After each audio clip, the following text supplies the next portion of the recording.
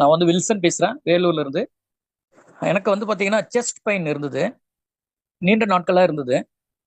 அப்புறம் இவங்க வீட்ல எல்லாரும் சொல்லி பயந்து நீங்க உடனே ஹாஸ்பிட்டல் போய் ஆகணும் அப்படின்னு சொல்லி சிஎம்சில பாக்குறதுக்காக முயற்சி பண்ணாங்க. இருந்த போதிலும் இங்க பிரைவேட்டா ஒரு சபாபதி அப்படின்னு சொல்லிட்டு ஒரு ஒரு ஹார்ட் ஸ்பெஷலிஸ்ட் டாக்டர், அவர்கிட்ட போயிட்டு நாங்க ஆஞ்சியோ ஸ்கேன், இசிஜி எல்லாம் எடுத்து பார்க்கும்பொழுது ஒரு 1 வீக் 10 டேஸ்க்குள்ள நீங்க ஆஞ்சியோ பண்ணி ஆகணும் அப்படின்னு சொல்லிட்டாரு. மைண்ட்ல வந்தது எலிக்சர் மிக்ஸ் தான். ஆகையினால இந்த எலிக்சர் மிக்ஸ் வந்து நான் வந்து தொடர்ந்து ஒரு 3 மாதத்திற்கு நான் எடுத்தேன்.